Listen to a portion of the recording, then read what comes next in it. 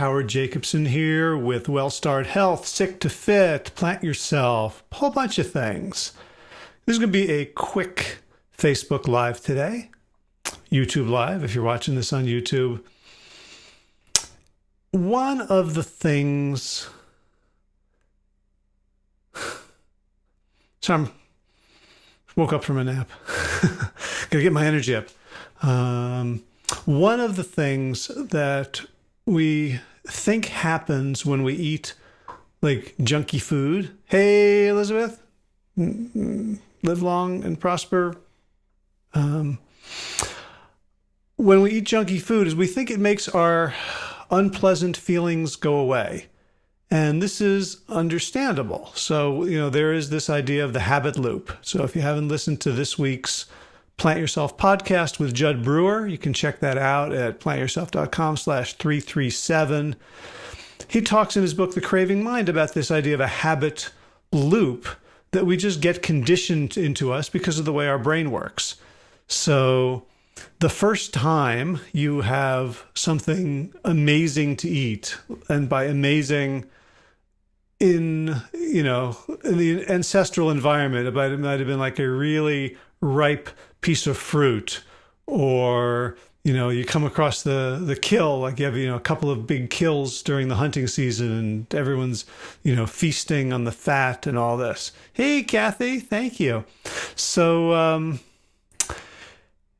you get this really excited feeling, and the brain goes, oh, this is good, and it's a good thing that our brains do that, right? Because it's calories that kept us alive for most of the evolution of the human animal, and pretty much every animal, right? Everything eats. So it's a good thing when you get something that's like a jackpot, like lots of calories, to remember where and when you got it. So imagine, let's say, two humans, one of whom has a brain that remembers the where and when of a big calorie jackpot and the other doesn't. So they're going along and they come across an orchard, and it's early September, and they notice that there's ripe fruit hanging from the trees, and there's ripe fruit on the ground, and they gorge and they eat all this ripe fruit, and they get all this delicious sugar high and all the fiber and all the water and all the nutrients. But basically their bodies are counting calories and going, this is good. And one of them has our type of brain that remembers, okay, remember where and when this happened, so that next year we can find this same orchard at the same time of year and we can get the same jackpot again. And the other has a brain that doesn't remember and never finds it again. So that person doesn't pass on their genes as likely as the person who remembers. So this is an evolutionary adaptation that when we eat something sweet, our brain goes, remember this. Remember where we got it, remember when we got it. And so it starts creating, without our even trying, associations. So if you go to the store and you walk down the cookie aisle and you start picking up cookies, and you go home and you eat the cookies, your brain is going to remember where you found those cookies. And so now you're going to be in the supermarket and you're going to be like walking through the produce section or the toilet paper section, but your brain is going, oh, guess what's near here? Guess what's 3 aisles over? Cookies! And so we get that dopamine rush, which is the anticipation of a reward. And so when the dopamine comes in and it goes, you better get those cookies now. We gave you the shave and a haircut. Now it's time for the 2 bits, right? The dopamine is like, dun, da, da, da, da. And the reward, the eating the cookies, is the dun, da. We got to have it. You can't just leave the dopamine hanging. And so we form this loop. And then one day, Judd Brewer points out in The Craving Mind, we are sad, or we are hurt physically, emotionally, we are agitated, we are depressed, we are stressed, we are any one of a zillion different adjectives to describe a less than optimal state. And the brain doesn't like this, all right? And in reality, suboptimal states are messages to either do something or inhibit something. All right, so guilt and shame and anxiety are inhibitory emotions. They're like, oh, stop, get still, get quiet. Because guilt and shame is you just did something you shouldn't. Oh, I better stop doing the thing that I shouldn't. Okay, now what am I going to do?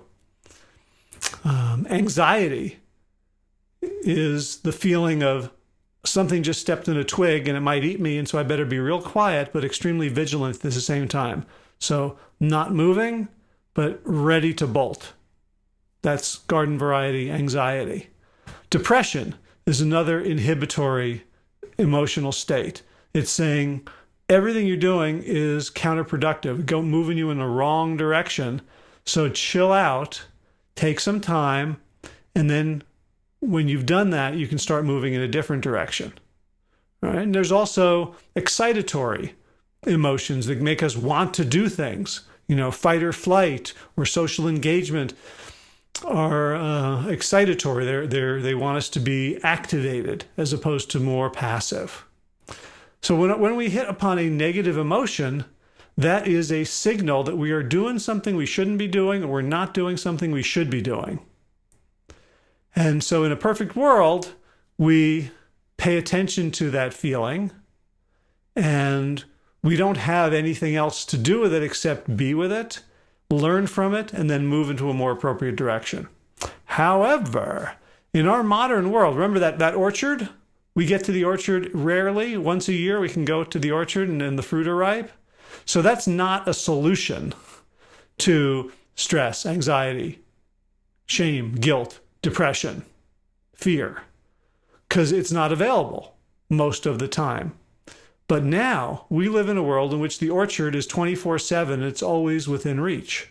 There's an orchard at the checkout counter at Home Depot, all the candy. There's an orchard at your local gas station. There's an orchard at the supermarket. There's an orchard at the restaurant. There's probably an orchard at your work. Maybe a vending machine. Maybe people keep bringing in cupcakes and cookies and cakes for birthdays, and there's always something sweet in the break room. So we've got this ever orchard. And so now we've learned we can use that orchard to make ourselves feel good instead of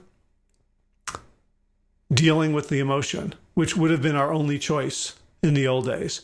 So if you're sad or lonely, you might be motivated to go find companionship, to go find community. All right? So now we don't need to do that. Now we can get rid of those bad feelings with food, right? We replace the sad, negative sensations, feelings, emotions, thoughts with dopamine, with delicious sweet things or very fatty things or salty, crunchy things, whatever your particular wiring and conditioning have predisposed you to. But here's the thing, and this is the point of the entire talk. It's not that we are making any of those things go away. And I was thinking about that this morning on my walk run. So my son borrowed my headphones, so I didn't have headphones this morning. So you know what? I'm gonna run Josh style. Hey, Ben. Yeah, from the gym. So I'm running Josh style. He runs with his phone in his hand, pumping out tunes. And so I'm doing that. And I was listening to the second half of Born in the USA by Springsteen. And what I noticed was I was running about, sort of 8:30, 9 in the morning. It was after the kids back to school traffic, but there was still a fair number of cars and trucks, every 2-3 minutes. And whenever a vehicle approached and went by, I could hear the vehicle, but I could no longer hear the music. Like I just didn't hear it. And I started thinking that's kind of weird. Like maybe from a neurobiological, physiological standpoint, there's an explanation, but it's just as a human being, just thinking in terms of the phenomenon, like here this thing is, it's playing music, and then something else comes along and it's no longer playing music, but it is. But I can't hear it because I'm hearing the car or the truck rumbling by. And I realized that is what is happening to those negative feelings or emotions. They're not going anywhere. They are still playing. We're just drowning them out temporarily with the dopamine. So the dopamine is the car or the truck going by, the junk food. And all it seems like, oh, it stopped. All right, Glory Days just stopped playing. But it didn't. It's still playing. It's still, and when it's our programming, when it's the emotions that are trying to get our attention, to grab us and say, hey, what you're doing isn't working, or what you're not doing isn't working, change, try something else. Like that is even a bigger cost to our well-being than the effects of the food itself. Right? We know the food is going to make us sick, make us gain weight, make us sluggish later, low mood, we're going to have a crash. But even worse than all of those outcomes is the fact that we are systematically drowning out our feelings, sensations, thoughts, emotions. The guidance system that we need to use to live a good life. It's like, taping over the check engine light on your car, but it's worse because it's like taping over the GPS on your car and then trying to drive assuming that there's a GPS, and you just keep making wrong turn after wrong turn because you don't realize that there is a pretty reliable map. There's a pretty reliable navigation system inside us. And we learn not to trust it, right? We learn that it doesn't feel good, it's yucky, and we can make it go away, so we think. But remember, the next time you're reaching for some food to drown out an emotion, a thought, a sensation that you don't want to have, realize you're still having it. You've not made anything go away. You're just temporarily numbing yourself to it, distracting yourself from it, drowning it out, missing its profound wisdom. Missing the messages that it's giving you, replacing those with the messages in the food, which is just keep eating me and all will be well. And if that were true, you wouldn't be watching this. If that were true, I would be in a different line of work. Because when we eat hyper-palatable junk food, all is not well. We're masking the best advice and guidance system that we have in deference to an industry that doesn't care about us, that simply sees us as money bags, trying to reach into our pockets, get our money, and making food more and more hyper-palatable, more and more addictive in a very cynical way. That's all I got for today. So thank you, Mr. Springsteen, for offering the metaphor du jour of Glory Days being drowned out by an 18-wheeler carrying logs down my road. Thank you, everybody, for watching. I'll be back tomorrow with some more thoughts. If you have any questions, if you have anything you'd like me to talk about, feel free to type it in the comments, and I read everything, and I will get back to you. And hopefully we can continue this dialogue. So take care, everybody. See you tomorrow. Bye-bye.